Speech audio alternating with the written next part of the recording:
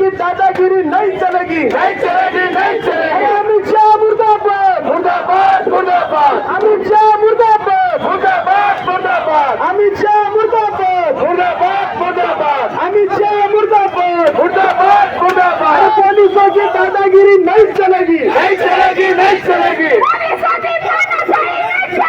नहीं चलेगी, नहीं चलेगी। हाय हाय हाय हाय। नहीं चलेगी, नहीं चलेगी, नहीं चलेगी, नहीं चलेगी। मुर्दाबाद, मुर्दाबाद। वंचिताचे, आदिवासीचे, श्रमिकाचे, शेतमजुराचे, शेतकऱ्याचे ते देव आहे.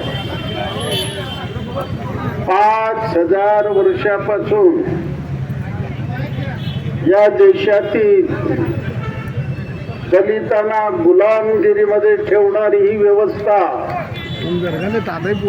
त्यांना विहिरीचं पाणी देत नव्हतं, मंदिरामध्ये प्रकाश त्यांना प्रवेश नव्हता, अशा भयानक मनुवाद्यांनी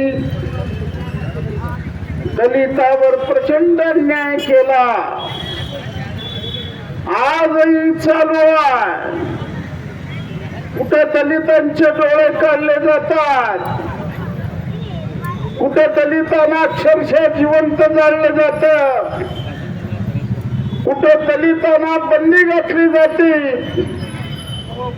इतके भयानक अत्याचार या देशामध्ये दलित आणि आदिवासीवर चालू आहे.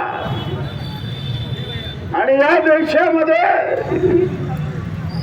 मनूला मानणाऱ्या लोकांचं राज्य गेले 10 वर्षापासून आपल्या देशामध्ये आहे. परवा राज्यसभेमध्ये आपल्या घटनेला 75 वर्ष पूर्ण झाल्याबद्दल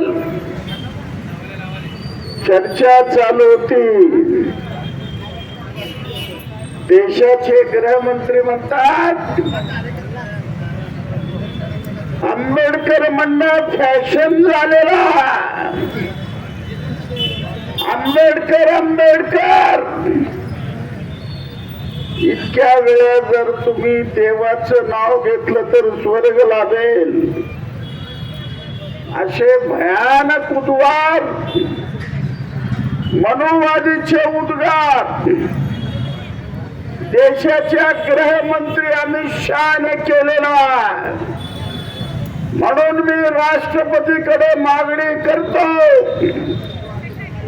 अमित शहाला गृहमंत्री पदापासून तडीपार करा. आणि तडीपार केल्याशिवाय भारतीय जनता गप्प बसणार नाही. कारण त्यांना गुजरात मध्ये तडीपार केलेला.